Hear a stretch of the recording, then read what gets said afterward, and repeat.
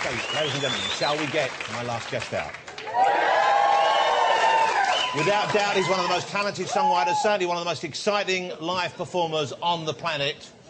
Don't let the hat put you off. Ladies and gentlemen, I have been... I've been wanting to have him on this show for ages. I'm so excited he's here this evening. Let's remind ourselves of just what he does and how he does it.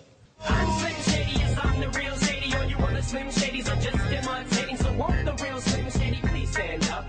Please stand up. Please stand up. My girlfriend's jealous because I talk about you 24/7. But she don't know you like I know you, Slim. No one does. She don't know what it was like for people like us growing up. You gotta call me, man. I'll be the biggest fan you'll ever lose. Sincerely yours, Stan. P.S. We should be together, too. Lose yourself in the music the moment you own it. You better never let it go. You only get one shot. Do not miss your chance to blow. This opportunity comes once in a lifetime. You better soul's escaping. Please welcome Eminem. I'm Shady, yes, I'm the real Shady. All you other Slim Shadys are just imitating. So won't the real Slim Shady please stand up? Please stand up. Please stand up. I'm Slim Shady, yes, I'm the real Shady. Please stand up. Great to have you here. Come on over. I'm excited you're here. Thank you for joining us. Well, it's real thrill for me. I'm a huge fan. As are all these people. I think great to have you here. Thank you for joining us. Happy to be here. Okay, now, should I call you Eminem or Marshall or Slim? What do you like to be called? Eminem Slim Marshall. Eminem Slim Marshall, in one word. You can call me. Wow. You got a voice as well.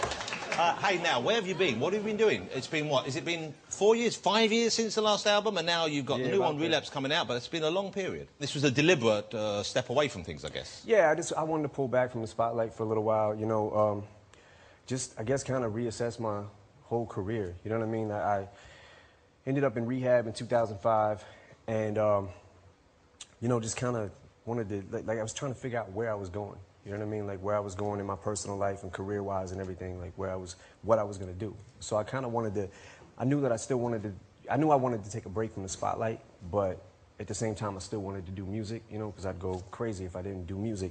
And I guess you were still creating music, writing music in that period, even if you weren't releasing it. Yeah, I was writing music too, but I don't know, I kind of took the producer's role even more so, and, you know, stepped away from the mic, even though, I mean, I was still writing, I was still making songs, but it just wasn't, I wasn't making anything that I felt like was good enough to put out at that time. You know what I mean? So, and then what happened? It just clicked again, or you just thought the time was right? Well, I got sober first of all, you know what I mean? So I had to... How tricky was that for you? Was that a difficult journey? Was that a tough thing to do? Yeah, definitely. It was pretty rough. You know, there were a couple of years that were pretty bad for me. But, you know, I'm a little over a year sober now, so I'm... Well, congratulations. Happy to... Yeah. That's good. I'm pleased with that. Okay, I haven't got the new album yet. It's not quite out yet. I've been given a few tracks. I've been enjoying them very much. They're great fun. The single's terrific. But I love, you know, I'm a big admirer of you. I think you're just such a talented writer. What was the song you did about performing that was in 8 Mile? Lose Yourself. Yeah. That's got some of the best lyrics. Just such an incredible, captures the kind of the fear of performing and the need to perform and the desire to perform. I just thought that was a remarkable piece of work. If you weren't doing, if you weren't writing rap, were you writing beforehand? Was it rap that got you into writing in the first place, or were you already expressing yourself in that way? Nah, I mean, I didn't actually like start writing. It was definitely hip hop. You know, I didn't pick up a pen and realize that I could write anything until, you know, rap got me into doing that. You know what I mean? I heard Ice-T, Reckless was one of the first songs I ever heard. Once I heard Run DMC, LL Cool J, I was like, this is what I want to do. So this is the first wave of the big rappers. This is really Run DMC, those guys. Did you like Houdini and those guys as well? Oh, yeah. The Fat Boys, you remember the Fat Boys? Yeah, buddy. All you can eat. That's good. Yeah. Thank you. We should team up. We should do something. Maybe release something together. That'd be hot. Do you, let me ask something, and I'm sure people who rap get asked all the time. Do you sing ever? Say you're at home and the mood takes you. Because in your rapping, it's kind of talking. If you're in the shower, a little bit of Frank Sinatra, maybe? Yeah, a lot of Frank Sinatra. Yeah, really? Yeah. You got a good voice? No, I mean, I sing on my records. I can't really, I'm not a singer. But it's not singing, is it? It's not like, oh, the summer breeze, you know. No. That is officially singing, regardless of what you think. But you ever get tempted to cut loose on a record? I mean, I've done some things you know, here and there, like as far as like singing, but you know, I'll tell the world I can't sing. That's not my, you know what I mean, what I feel like my forte is. But I, you know, some hooks, if you listen to them, there's melodies in them. Yeah, there's a melody. Well, the way you use the voice is melodic as well. Yeah, I mean, it's kind of like as long as you can hold a key, you know what I mean, or a note or whatever, like. You can do it. Yeah, I guess. Okay. At least I try. Okay. How was it when you were starting out? Because I know before you came along, there was only one white rapper I was familiar with, and that was Vanilla Ice. Okay. He was great. He was Mr. Richard Von Winkle or something. No, believe it or not, I interviewed him years ago. And I quite liked him. He was a nice guy. However, he was kind of a bit of a novelty act, really. You came along, and it's the real thing.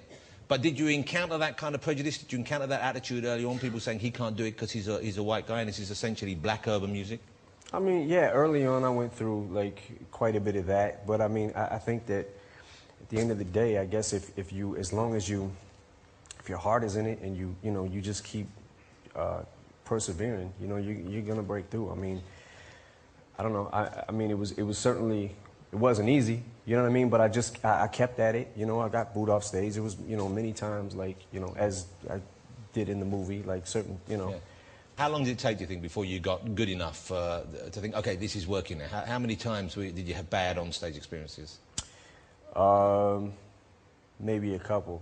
So not that pretty many. Awesome. Okay. Let me talk about your new single, because you know what I love about your work, and I'm sure many people do, there's a sense of humour in it. It's funny. A lot of the time, it's funny. Not always. Sometimes it's dark and, you know, other things, but sometimes it's very funny. And the new single is very funny, and you have a firm grasp of popular culture. You kind of, I think the word that young people use is diss. You diss some people in the new single. Some. Yeah, yeah.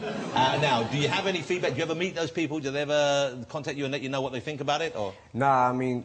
Here's the thing. This is the kind of the way that I see it, and the way that I've always said it is. It's kind of like these aren't personal attacks on people. I've never met these people. You know what I mean? So these aren't like personal attacks on their character or anything like that.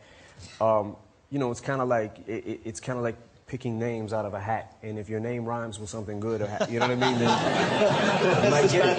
If you're, you know, a pop figure, you know what I mean, like in this world, like Marilyn Manson, who you do, and Jessica Simpson, and Sarah Palin, I guess she's. But you can see why, if you do Sarah Palin, people might think, oh, he wants to make a statement about Sarah Palin or American politics. I want to nail her, but. Well,